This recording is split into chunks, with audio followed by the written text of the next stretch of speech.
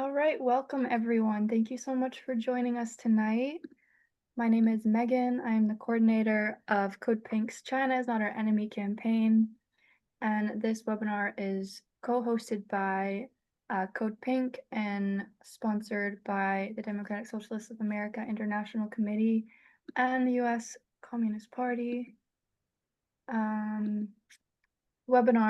Manufacturing Enemies, will cover the institutionalized discriminatory targeting of Chinese Americans and other Asian Americans by the US government, which is a campaign driven by fear and xenophobia under the guise of national security. This so-called New Red Scare, or New McCarthyism, is not just a wave of racial profiling, it is part of a larger geopolitical project, as the US wages a Cold War-style campaign to contain and to confront China. Asian Americans, especially Chinese Americans, have been caught in the crossfires.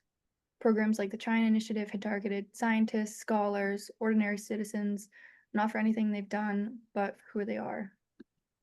Careers destroyed, families traumatized, and communities forced to live under constant suspicion and surveillance. And in recent days, we've seen a sharp escalation of these fear-based tactics, as well as a sharp revolt by the people to protect the vulnerable. This fear-driven agenda mirrors some of the darkest chapters of US history, from the internment of Japanese Americans during World War II to McCarthy-era witch hunts. But today, the scapegoating is part of a broader strategy to manufacture consent for economic decoupling, military buildup, and confrontation with China. The war on China abroad is fueling war on Asian Americans at home, one that undermines civil liberties, corrodes our democracy, and revives very dangerous legacies of exclusion and racism. So we are joined today by some excellent folks who have been very widely involved in activist efforts to stop the new Cold War with China. They'll each have a turn to speak, and then we will open up for audience questions at the end. So thank you and welcome Mike, Anlin, and Krista. I'll introduce you all, and then we can get started. So Mike Wong is a former National Vice President of Veterans for Peace and currently serves on its national board. He is a co-founder of Pivot to Peace and co-chair of the Veterans for Peace China Working Group. Anlin Wang is a field manager for the Asian Pacific Islander Political Alliance and a member of DSA International Committee. Krista Chan is a proud Chinese American from the Bay Area. She currently resides in Oakland and is involved in Code Pink's San Francisco Bay Area chapter and the China's Not Our Enemy campaign. So thank you all. I'm so glad to be introducing you to speak on this critical topic today, and I really look forward to hearing some of your thoughts and your experiences on the matter. So we'll kick it off first with Mike. So over to you, Mike. Thank you. So I think most people here know that this whole thing started back during Obama's presidency with his, quote, pivot to Asia, unquote, which started in 2009. He moved 60% of our naval force to Asia for the purpose of surrounding China. And what he wanted was to contain China's peaceful economic rise. And from that time on, both presidents under the Democratic Party and the Republican Party started building up alliances against China, building up bases, restructuring our forces. For example, the Marines got rid of all their tanks and instead developed small units with tactical missiles that they could fire at Chinese ships if a war should break out. So there was a lot of reorganization of the entire military for the purpose of surrounding China and containing China and stopping China's peaceful economic rise, which was deemed a threat to American hegemony over the world, because if any country could be economically independent of the United States, then that could set off a whole chain reaction of other countries becoming, in one way or another, independent of the United States. So the American elite deemed that as a threat, and this is both parties. And then things gradually escalated from there. During Donald Trump's first term, we got hit by COVID, and people may remember that during COVID, there was a lot of anti-Asian hate attacks. Um, that was stimulated by Donald Trump's quotes like Gung flu or Chinese virus or anything basically blaming COVID on China, whereas in fact, COVID was a disease that, like any pandemic, could start anywhere and spread around the world. Um, when the anti-Asian hate attacks began in San Francisco at San Francisco State University, one of the professors started a website called Stop Anti-Asian Hate or Stop AAPI Hate.org, if you want to look up the website. And they asked people to report when they experienced an anti-Asian hate attack or incident.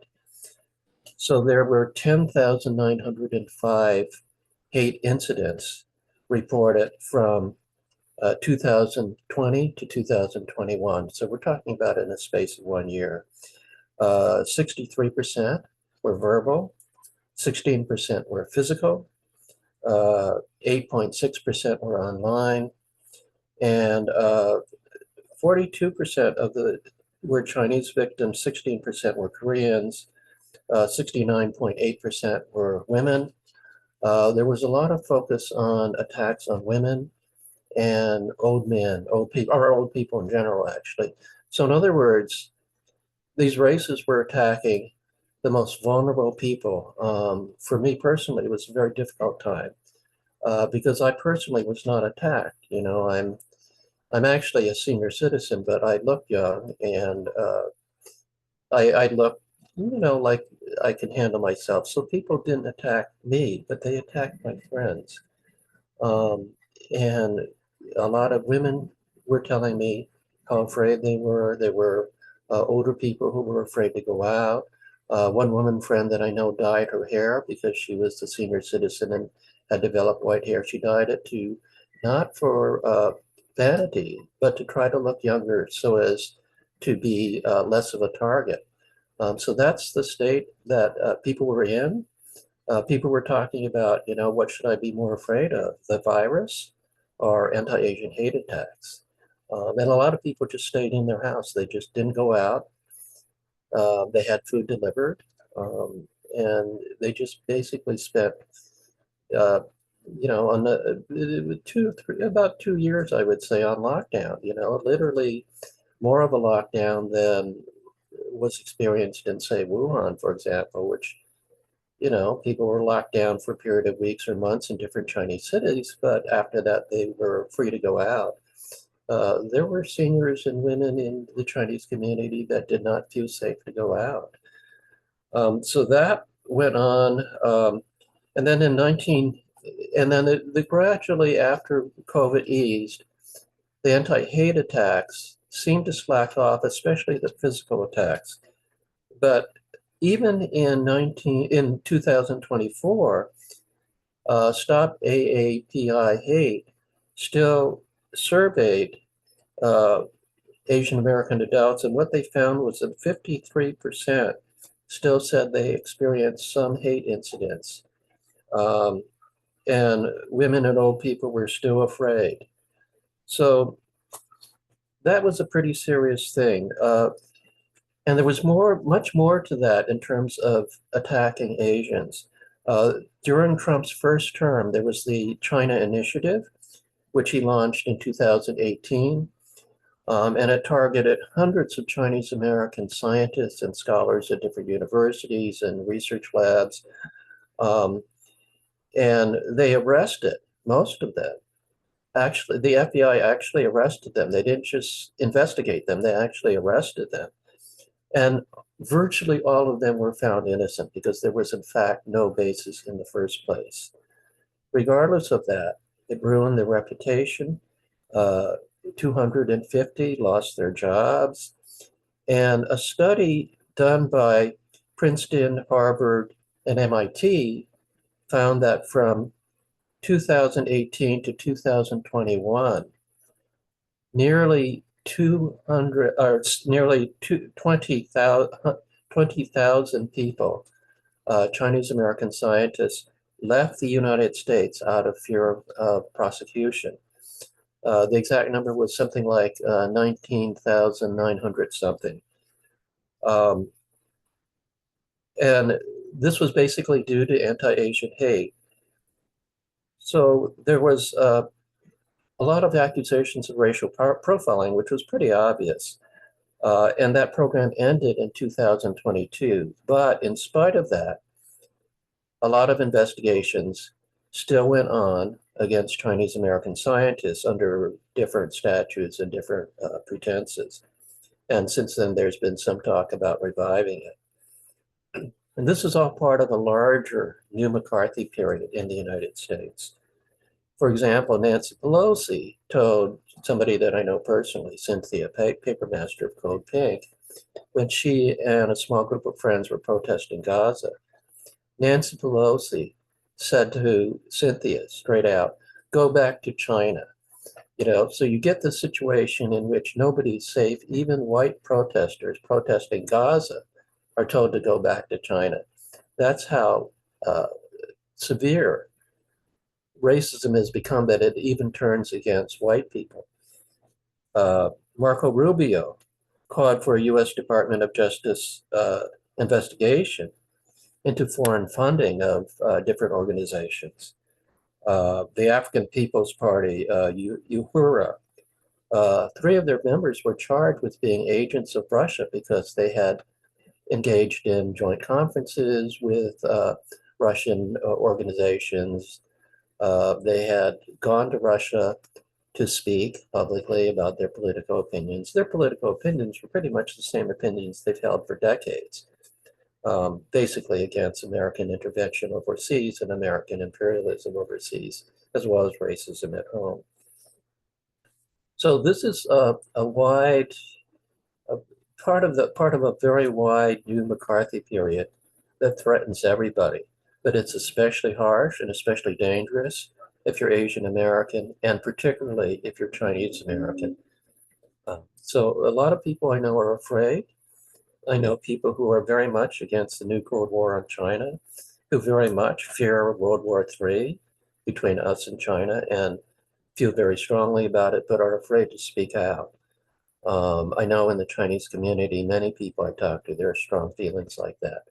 But the majority of people that I know don't dare to speak up because they're afraid they'll get targeted. So those are my introductory comments. I'll turn it back to Megan to introduce the next speaker now. Thank you. Thank you so much, Mike. Next, we'll have Ann Lynn. Thanks for coming in, Lynn. Hey, thank you, Megan, and thank you, Michael, as well for the remarks, and thank you to Code Pink and Megan for the invitation and the opportunity to speak today. Mike did a great job of situating us in the current situation. I wanted to also provide a little bit more context, historical context too, to the Red Scare that we're going through right now, because this is not the first time that we're going through this. I would say this is really at least the third Red Scare that's going on in U.S. history. The first two, the first one occurred after the Soviet Union's the revolution that led to the Soviet Union of 1917. And I want to go back here because starting from the first two Red Scares, because it looks to me like there are certain kinds of themes that apply from there to the lessons that we can learn from there that apply to us today. And I think some of them will probably become obvious, but I'll try and state them explicitly too. But in any case, after the Russian Revolution of 1917, that led to a big scare within the U.S. political establishment, and consequently led to a big crackdown, especially in labor organizing. There was if you look at like old newspaper clippings and stuff from back then, there's headlines about how labor strikes that are going on, labor organizing, new unions that are forming, are purely the result of foreign agent provocateurs in the United States. And one of the results of this is of course, a lot of the unions and themselves were shut down. Union organizers sometimes even murdered or suppressed otherwise. But one of the things that occurs is the passage of the Espionage Act, which which many of us have probably heard about. The Espionage Act is used pretty quickly. It's a bill that ostensibly prevents that tries to ban spying on the United States. But it's quickly used to suppress labor organizing, used to charge Eugene Debs, who was the popular Socialist Party candidate for president at the time, and used to jail him. And it's been continued to be used up until this day. Daniel Ellsberg, the person who revealed the Pentagon Papers during the Vietnam War, was also charged under the Espionage Act. And so that's one of the legacies of the first Red Scare. The Espionage Act is also also cited these days as something that can potentially be weaponized against ostensible Chinese spies as well. The second Red Scare is one that occurs after World War II, and perhaps not totally coincidentally, the first one occurs right after World War I as well, right? But the second one occurs after World War II, from around 1946 or 47 to around 1957. This is what's popularly taught these days as, or at least for me when I was going to school, grade school, as something that was the result of basically one guy, Joseph McCarthy. But this narrative, if you look a little deeper into the history, is not exactly correct, because Joseph McCarthy is only able to engage in what is now sort of historically recognized as like reckless and bigoted accusations of communist spying. He's only able to do that and be successful in removing people with the support of the rest of the political establishment. And McCarthyism is able to continue for so many years, ruin so many millions of people's lives, because of that support from the establishment throughout this time period. In particular, even in specific cases whereby a specific McCarthyist allegation of, oh, okay, you're so-and-so veteran of World War II, actually they're a communist. Like even in one of these specific cases, the sort of general approach when they were wrong, when they were proven wrong, was, well, okay, we maybe there's a real threat, but okay, we just have to get it right next time, as opposed to, you know, stopping the Red Scare altogether, because there is a real threat of Soviet communist infiltration, and that scare and that sort of fear only escalated further after 1949, after the successful Chinese Revolution, or the ending of the Chinese Civil War there. And it takes so many years for this to wind down, because it's only when the rest of the establishment has had enough of other members of the establishment or other disruption, far greater disruption to U.S. life, that McCarthy himself starts to really lose support. But of course, throughout this time between 1957 and the current Red Scare today, it's not like the U.S. has dropped things like the Espionage Act or sedition, or weaponizing things like the Sedition Act. That's the example of Daniel Ellsberg that we just referred to. But to bring things to the current day, now we're in this current Red Scare period. And to me, I think it's important we start to situate that start of that Red Scare in the early 2010s. That's when the United States begins its pivot to Asia, away from the Middle East. Mike talked about the China Initiative arrests already, so I'm not going to go too in depth into those. It's exactly as he described: hundreds of scientists arrested, falsely accused. They'll say the school that I went to in Temple University, one of our leading researchers also was arrested and jailed, and then subsequently found totally innocent after it was revealed that actually the FBI agents simply didn't understand engineering blueprints. And and engineering models. They simply misread it.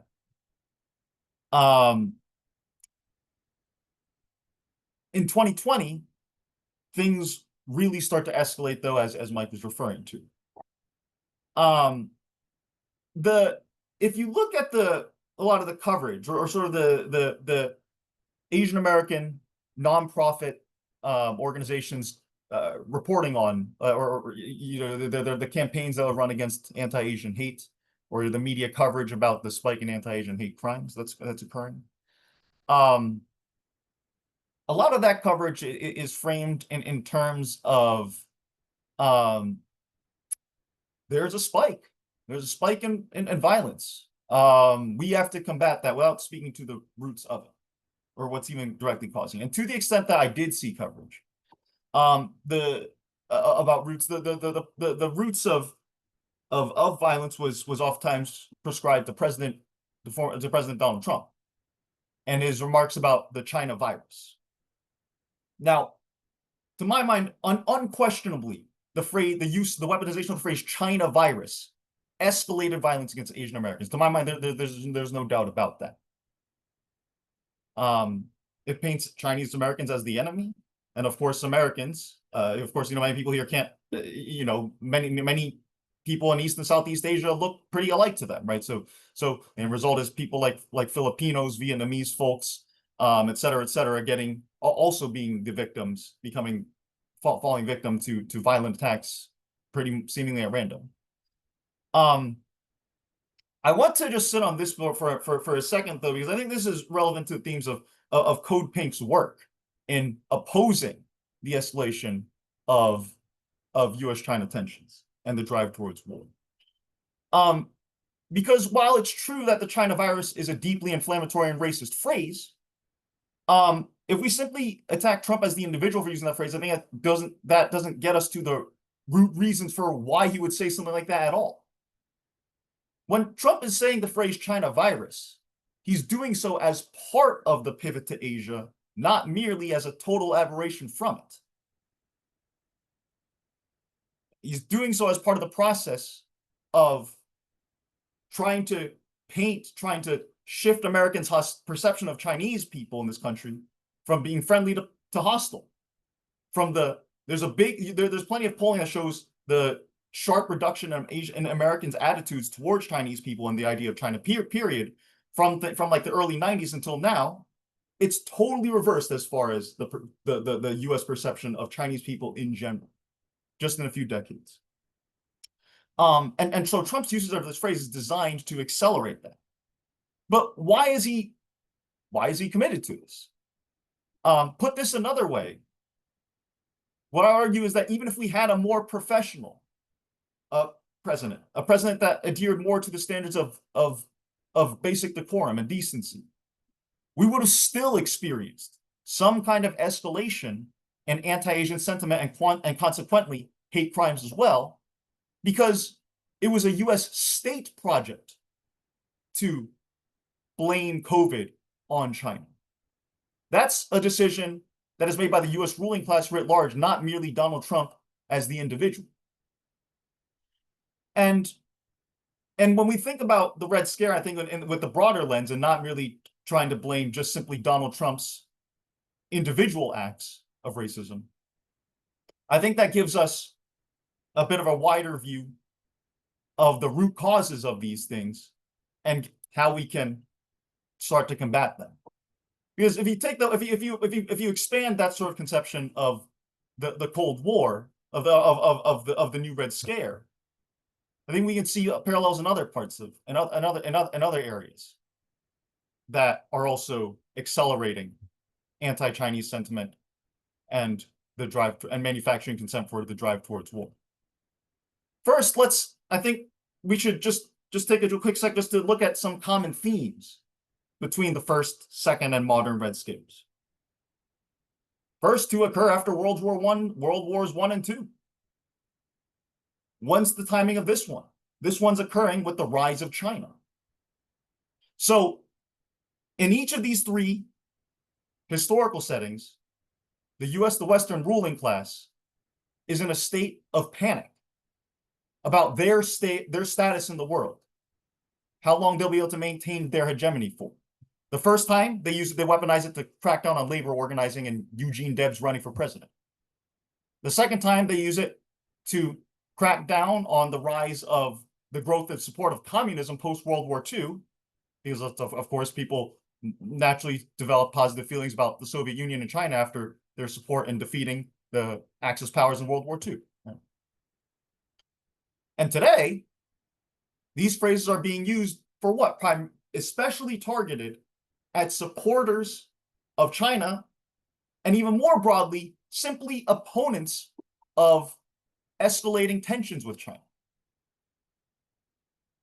So if we take that bit of a broader view, I think we can see other parallels as, say, for example, things like the Democratic Socialists of America had a big victory last night with electing Zohran Mamdani to become the Democratic Party nominee for the mayor of New York.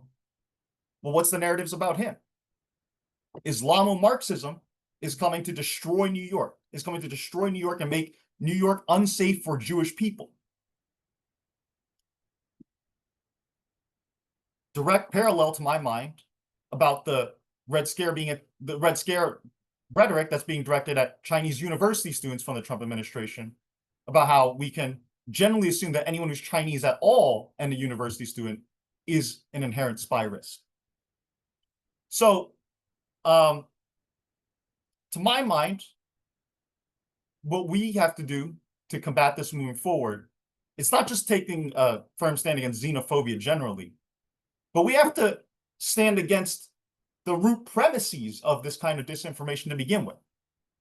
A big mistake of the liberal establishment in the first and second Red Scares was to accept the premise that, you know what, there is a big spy risk from Soviet Union. And the end result is decades where millions of people's lives are ruined. Here, I think it's essential that we reject even the premise of China is a threat to US life. No, it is not. China is not an enemy. Our enemies are the ruling class, the billionaires here, who are taking away the things that we need in order to survive, not the Chinese people, not the foreign other. Right? And so that's why I'm so grateful to organizations like Code Pink for firmly standing against that and rejecting the premises of the Red Scare, and not just simply rejecting the Red Scare on its own on its own terms at the surface level. So I think I could say more about this, but want to give our brilliant Krista some time here as well. So thanks everyone for giving me time to chat about this today, and looking forward to being in dialogue with each of you over the coming years about how we can stop this drive towards war. Thank you so much, Enlin. And next we have Krista. Okay, thanks, Megan. And thanks, Mike and Anlin. So we didn't coordinate our talks, but I think like things worked out perfectly because Mike framed the present situation very well. And Anlin, I think you gave a really good overview of some history. And I think a lot of people understand this issue now, and you can read about a lot of things in the news. So, for example, like revocation of Chinese student visas and other recent issues around AAPI hate. So I thought I'm gonna make my bit a little bit more personal. And I'm hoping that it will also help speak to some of the questions in the chat about how Asian communities can resolve some of these topics around China amongst ourselves. So I personally, I'm a Chinese American born here in the Bay Area, but I have one side of the family in Hong Kong and another side of the family in Indonesia. So I'm going to speak a little bit from those perspectives and how that relates to the topic of manufacturing enemies. So I actually have some photos to share.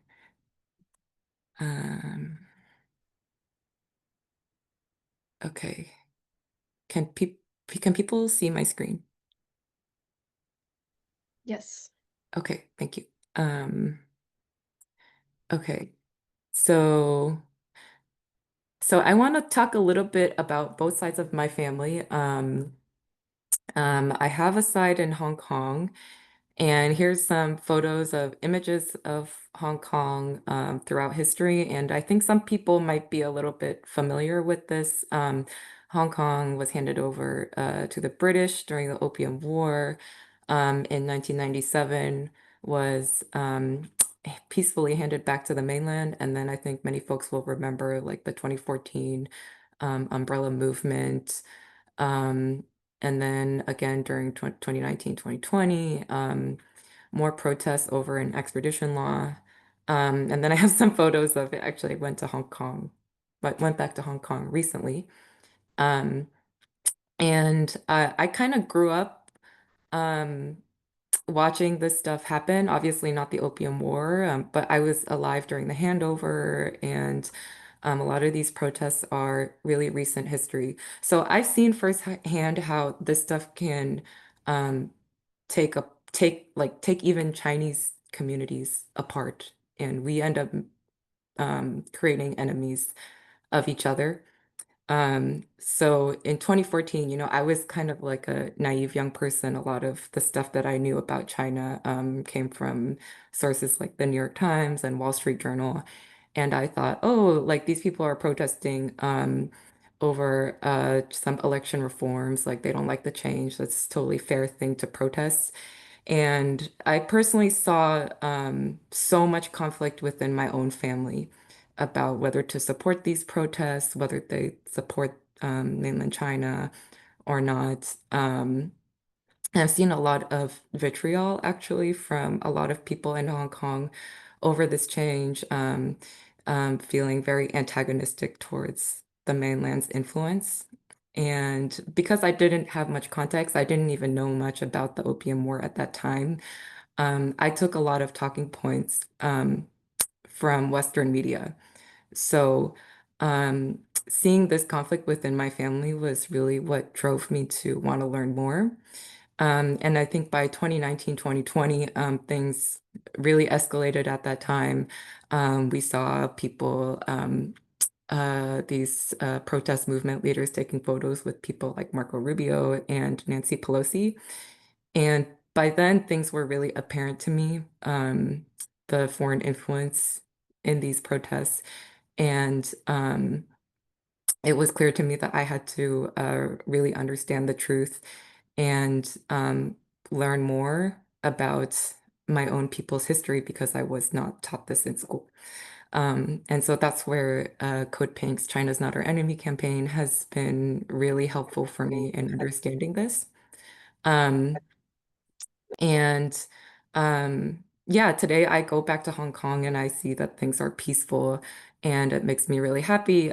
But I think this was a really important lesson for me in how as a Chinese person, other Chinese people can in fact become my own enemy if I'm not careful.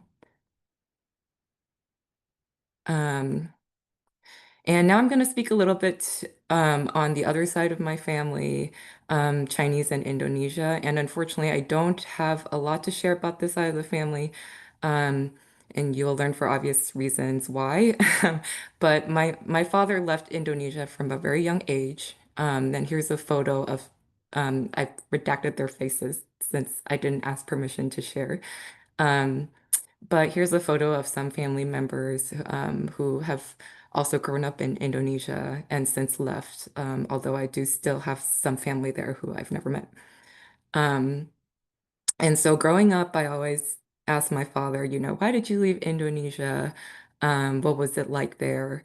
And he never really wanted to share much with me. He kind of just said it wasn't a good place to live. Chinese people and Indonesian people didn't get along. And he never really encouraged me to go to Indonesia or to meet that side of the family. So it wasn't until pretty recently, I don't know if folks have seen the documentary, The Act of Killing, or read The Jakarta Method by Vincent Bevins. Um, Because of these two resources, I finally got to learn a bit more about this history. My dad left Indonesia in the 60s, and to give, a really high level summary of what happened, uh, Sukarno, the leader of Indonesia, and one of the key organizers of the Bandung Conference, um, which was a major gathering of newly independent African and Asian countries. Um, the West decided they wanted to coup him, and so there was a series of mass killings in the 60s of all suspected communists within Indonesia. And obviously, a lot of Chinese were associated with communism at that time. So Chinese people were heavily targeted as well.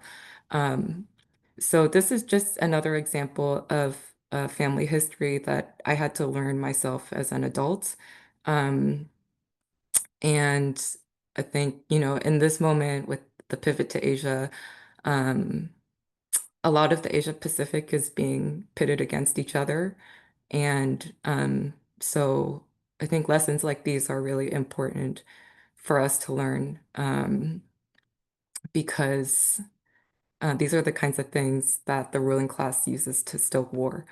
Um, so I wanted to end on a little bit of a happier note and share some photos of a recent trip that I took to China. The photos above are from a visit to Shanghai that I took recently. It was to, um, I think it was the site of the first gathering of the Communist Party. It's now a big museum. Um, and actually, shout out to Emily, who's here, who suggested I go check it out. It's now been converted into a museum about the history of the party, and there was a bit there about the May 30th movement, which I found really interesting because it went through a period in China's history where the country was owned by a lot of foreign powers, and there was a series of student walkouts, worker strikes during that period. And I saw this image of a map of major strikes that happens throughout major ports in China. And this just really reminded me of what it's like in the United States right now. Living here in Oakland, I've been involved in some of the student encampments that have happened last year. And some folks may know that the Longshore Workers Union here in Oakland is known for uh, blocking the port here to prevent um, weapons from going to Israel. Um, so it just really made me think, there's so much commonality in our histories, and there's things that Chinese people have gone through that they can actually relate with in terms of what we're going through now as a country here in the United States. And all the more reason to find things that we have in common instead of making enemies of each other. And so below, just some photos, nice tourist photos. The bottom left is Wuzhen, which is a really beautiful canal town outside of Shanghai. And then in the middle is Yellow Mountain, which is a really famous mountain range in China. Um, and on the lower right is a photo of a little exhibit that I walked across at a vintage market in China. And it was just this guy who is displaying all this party memorabilia of rewards that the party gave to people who worked on the trains in China. So this man who started this exhibit was many generations of workers building trains in China. And he has this banner with his name on it. And he was so excited to have visitors and asked us to take a photo. Um, and I just thought how cool that the country really prioritizes honoring people who build infrastructure. Um, and um, it made me think of the fact that here in the United States, when Chinese people built the Transcontinental Railroad, they were banned from being in the final celebratory picture after that railroad was completed. So that's the end of my talk. I'm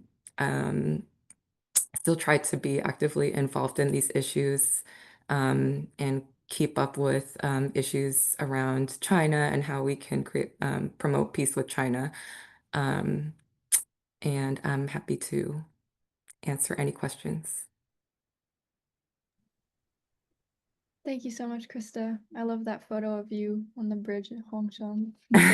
Thank you.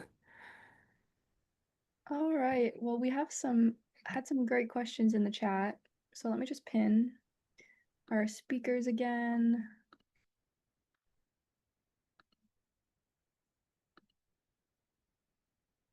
All right. So one of our questions was, as a Chinese American and a socialist, I'd like to hear from the speakers on how to overcome ideological differences and identity conflicts among Asian communities when combating Asian hate, especially given that many at home are raised under Red Scare rhetoric. So if anyone wants to take that question, or we can hop through. We're going to take a moment.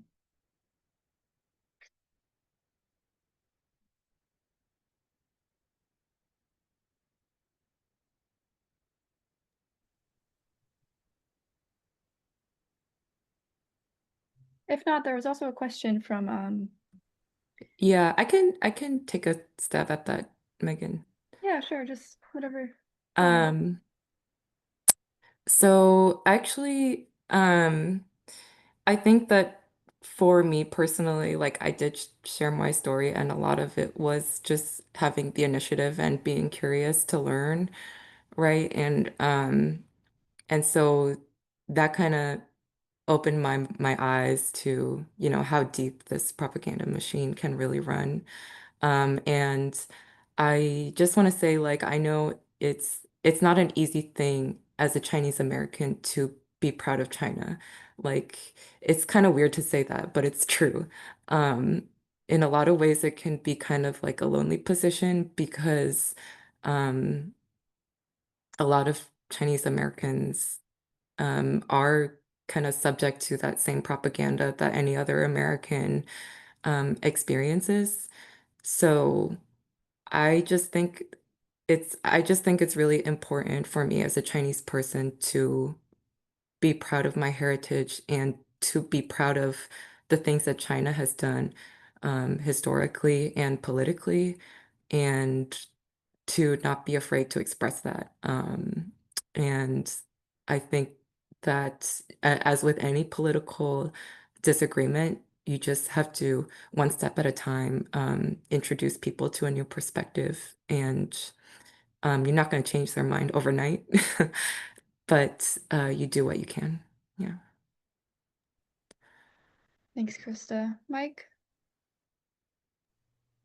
Yeah, I agree with Kristen. You know, both the differences between different socialist groups as well as different uh, Asian ethnicities are very deep problems that have been around for generations. And uh, there's no magic wand that we can wave to solve them, you know, in a short period of time.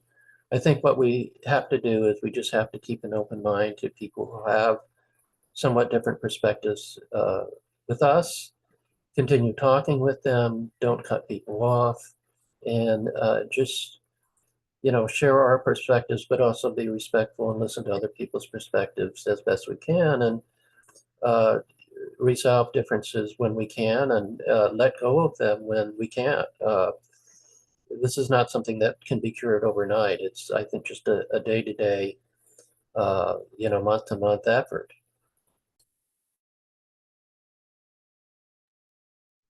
Thanks. And Lynn? Yeah, Thank you. Thank you. Oh, sorry. I guess Lynn does sound similar to Anlin, you know, you know, first of all, thank you for this question. It's one I've been wrestling with. Truthfully, I don't think I have the blueprint. If I did, maybe this webinar, my speech would be structured a little bit differently about what that blueprint is that we should be walking and implementing into our lives.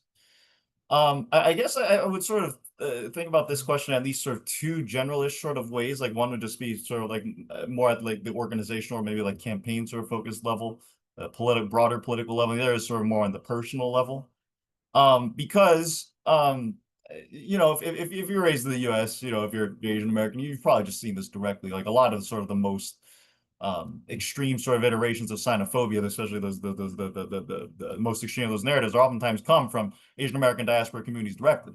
And so um, I organizationally, I think it's important to join and support organizations that are combating that, even if it's not necessarily an API specific organization. So things like Code Pink, Democratic Socialists of America, things like that.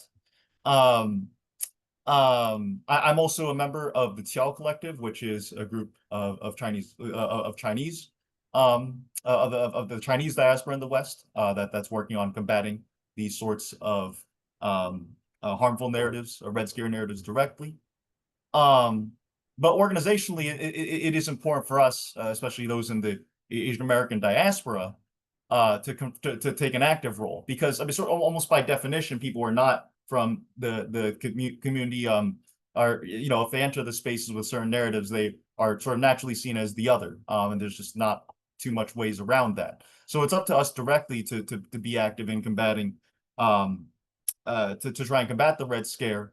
So you know, it's important we do that both organizationally, I think also personally too. Um, um, it's important for us to do this in organization, though. Like I think it's critical. I think it's important for us to do both because this is a structural problem. The whole the ruling class targeting Chinese Americans here, not even just Chinese Americans here, but just across all their targets across the Red Scare. They're not just targeting and like just some generic other. They're targeting specifically those who are seeking a better life for the working class, and those that they think are potentially some risk in making that more of a possibility. Um, um, and so I also think that part of this process is that we should try and build shared struggle across those who see a common interest in opposing the Red Scare, but maybe don't have the full politics that we do ourselves personally right now. So, for example, I'll say um, as one example, the Democratic Socialists of America, we're working with Japanese partners on opposing U.S. military base construction in Okinawa. Now, our partner orgs there, they don't necessarily have the same opinion as us with regards to the Communist Party of China, but it is our belief that in the course of having the shared struggle on opposing this escalation of war with China, that we create new pathways for us to work together on opposing even something like xenophobia more generally too. At a local level here in Philly, we had a big coalition in opposition to the Sixers' proposal to build a new arena in Chinatown. That's also helped bring me in contact with people for whom their views on the Communist Party I don't quite share, but that shared struggle has now created new opportunities for dialogue. And I think for those I've been able to engage deep dialogue with, where we actually do come to consensus on, is opposing the U.S. war drive against China. And that's at the political level. At the personal level, though, I reflect what Krista and Mike said about the need to talk to those we have relationships with personally, to try and move them and not give up on those, especially our loved ones, the people we're close with, the people we think can really make a big difference on their own, or who are just personally important to us in combating anti-Asian discrimination and the Red Scare. Thank you so much, Anlin. We also had a question from Deep Hanker. Would you like to unmute and ask your question? Sure. And you can call me Deep for short. That's easier. My question, it's a bit lengthy because it's technically three things I've noticed in Asian American activism that sometimes I don't get direct answers for because either there is some tension with neoliberal interests versus like leftist spaces, or some other reason. So I'll just try to summarize the best I can. Basically, in the last 10 years of organizing, especially specifically digitally and locally, I've noticed in the Asian American community in the US, some of the things we struggle with are in the nonprofit sector or civic engagement spaces, there's almost like an overrepresentation of some Asian American nationalities or others. And that's not to take away from the rich history of activism and labor in those communities, but because if I mention the Palestinian struggle in a lot of Asian spaces, that's not met with warmth or even understanding, or even the acknowledgement that Palestine is part of Asia, like West Asia, North Asia, Central Asia, etc. A second thing I've also noticed was during the advocacy work, I noticed that some spaces are very into civic engagement working inside of the institution versus others engage in leftism outside. And so one issue I'm having is how to bridge that gap and make sure that we have to attack on all fronts in terms of restoring justice appropriately, or even acknowledging the history of leftism outside of institutions, for institutions even to be aware of the issues we care about. And then the last thing that was I noticed as well is um, when we look at like long-term outcomes, like imagining what happens after we achieve justice, I noticed in a lot of Asian American spaces that I'm in that we say, for example, stop Asian hate, but it's not really clear to a lot of young folks what that means specifically in terms of policy changes in society, etc. So, I mean, we're all for, an Asian elder grandma not being attacked in the middle of the street. That's a clear understanding that physical violence should not be tolerated. But I think what's not clear is how does our liberation connect with the liberation of other people? For example, reparations for the Black community or land back movement, things like that. Because I've seen some Asian neoliberal spaces kind of like push back on that. For example, they'd say, "Oh, we're for Asian advocacy, but we don't really do like communism." And so it relates to some of the questions asked earlier in this presentation. And that's why I wanted to ask as well. I know I threw a lot, so whatever folks want to mention, I'm grateful to hear. Thank you. Thank you so much, Deep. Those are some great questions. Anyone like to take a shot at that?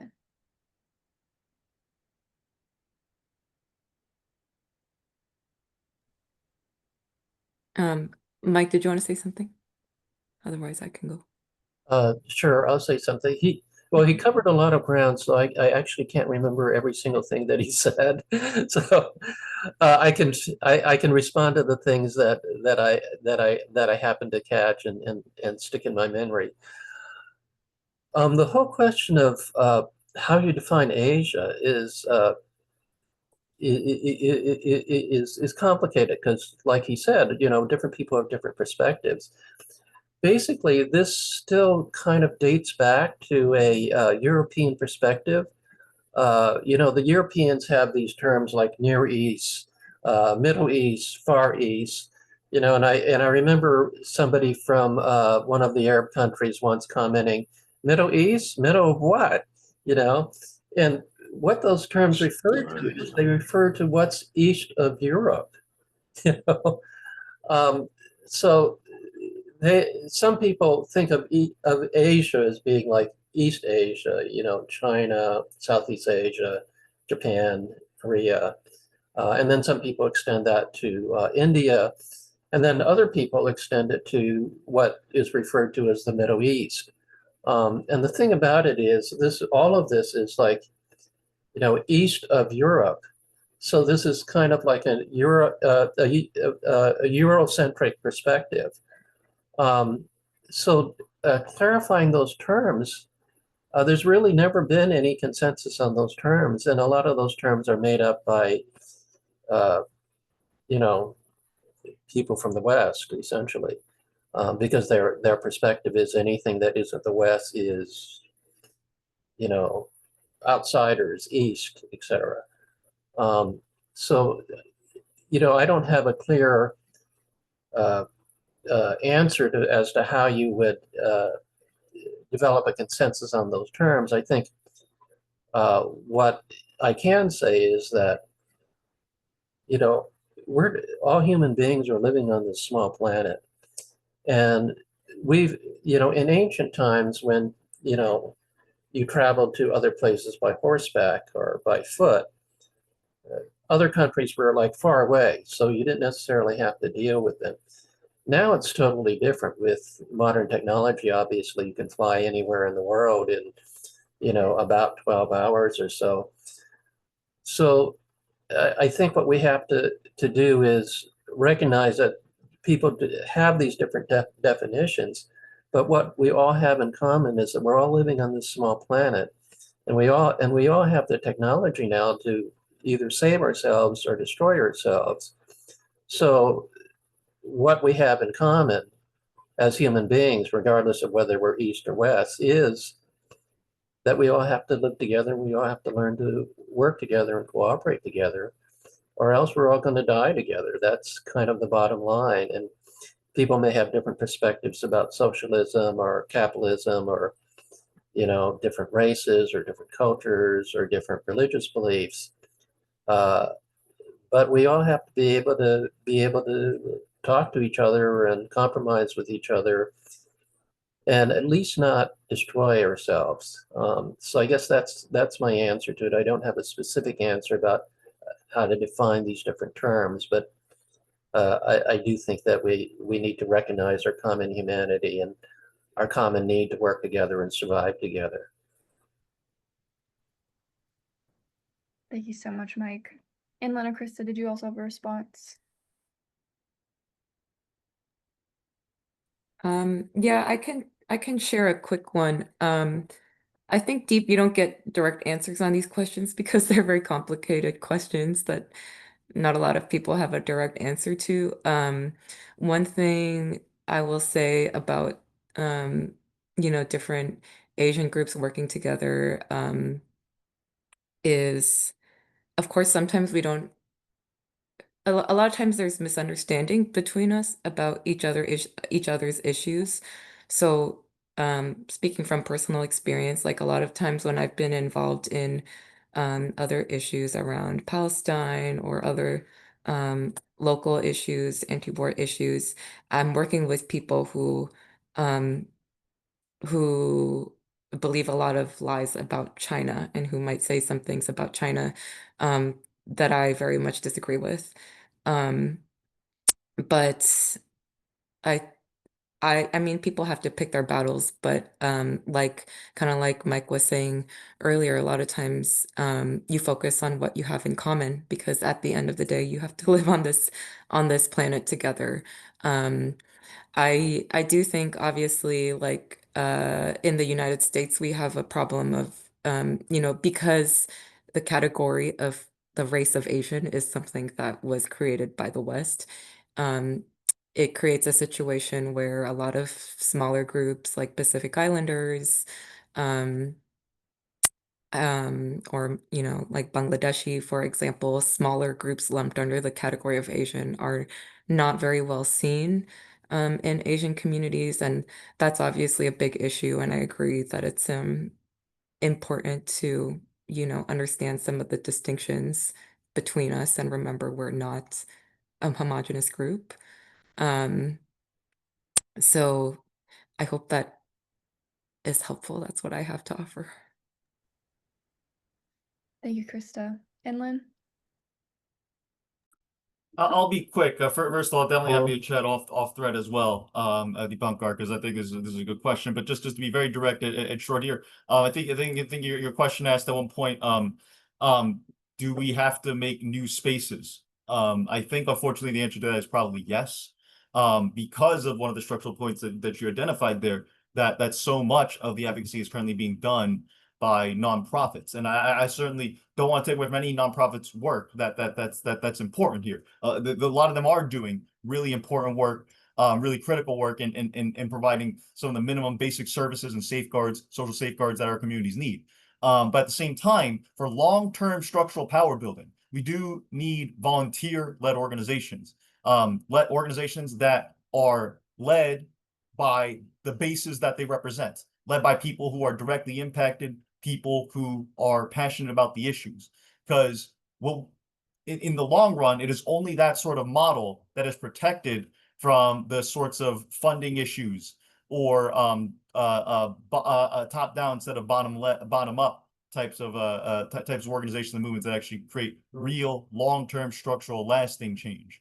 So for how to do that, which organizations happy to chat further about that But like I said, I think we're on a great call tonight with a lot of great comrades and people in Code Pink. And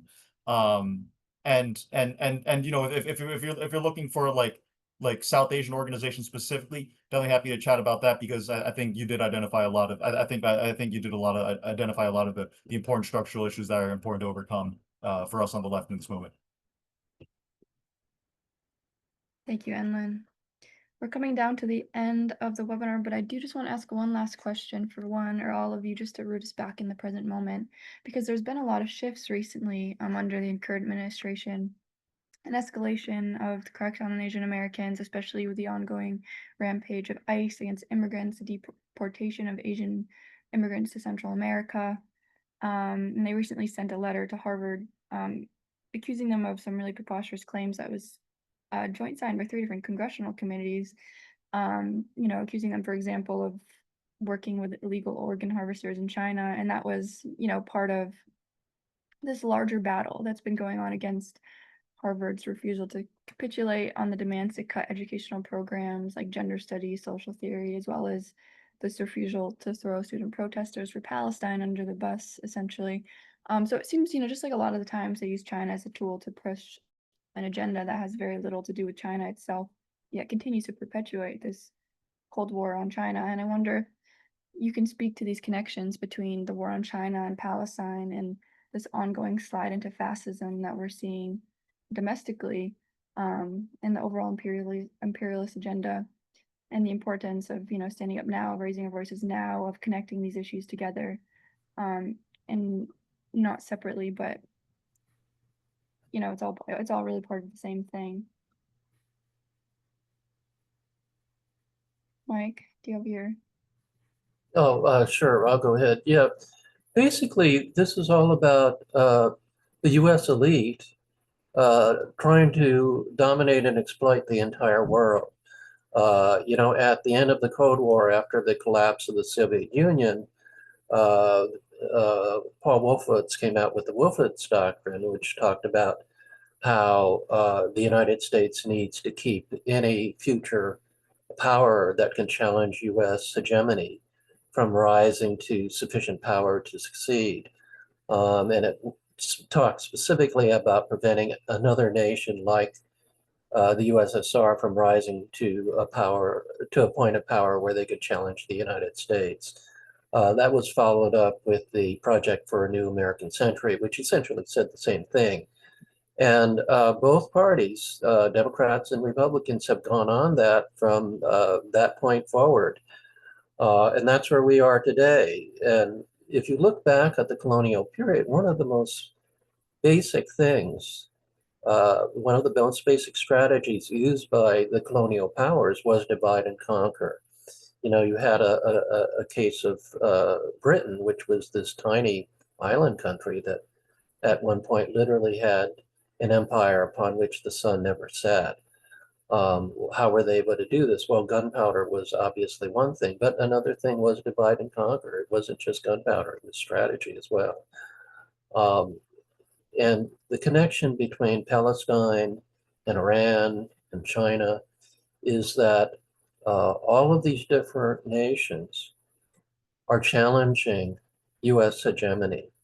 They're challenging essentially the Washington elite, the US elite, the corporate elite that control this country and are exploiting the workers of this country as well as the workers of the world. And China is the biggest economic power that's challenging the United States. And because of that, it's lending economic support to many other countries. It's building up trade with the BRICS nation. It's building up trade with different nations in the Middle East, including Iran. And it's advocating for peace. And it's also spreading technology around to these different countries through the Belt and Road. And now we discovered that they're also selling some of their arms to other countries. Pakistan used Chinese jets to shoot down, you know, Indian jets during this brief little war that they had. So it's all connected, and it's basically the U.S. and its allies in the West, and some of its vassal states in Asia, like the Philippines or South Korea or Japan, who are struggling to get out from under its control. Versus it's the empire versus the rest of the world, essentially, and that's the connection. So I don't know if the other speakers might want to say more about that.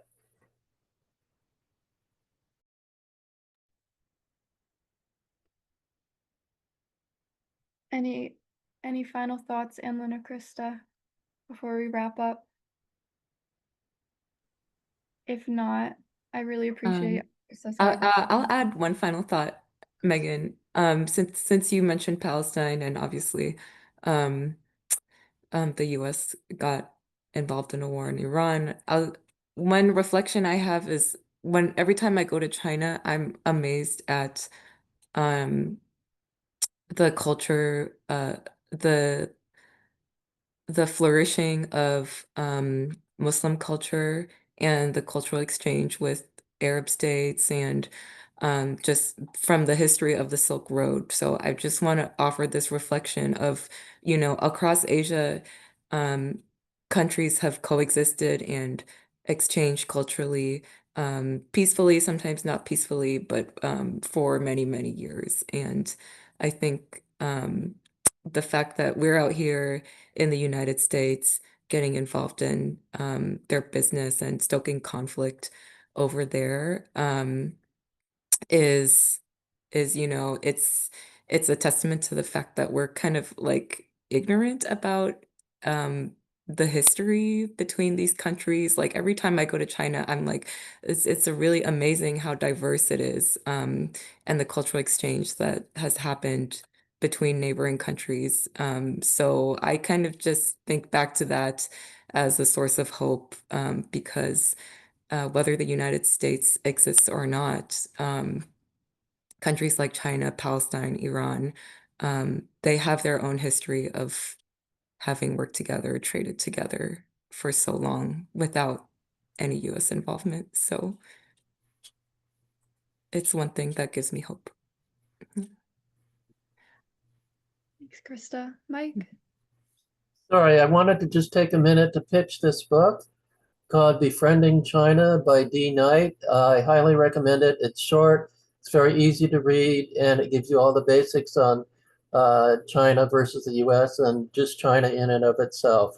So you can find this on Amazon. You can find this on a lot of websites, including, if you just Google it, you can find his own website. Thank you. Thank you, Mike. And thank you, Krista and Anlin, for joining us tonight and speaking to this topic and sharing some personal experiences. We really appreciate it. And if anybody wants to learn more about the China's Different Enemy campaign, you can go to codepink.org/China, and I'll send a follow-up email with links to other organizations and resources that we've also shared in this presentation. So thank you so much to everyone for coming tonight, for the great questions. Thanks, Megan. Thank you for hosting. Thank you, Megan. Thank you, Megan. Can I just enter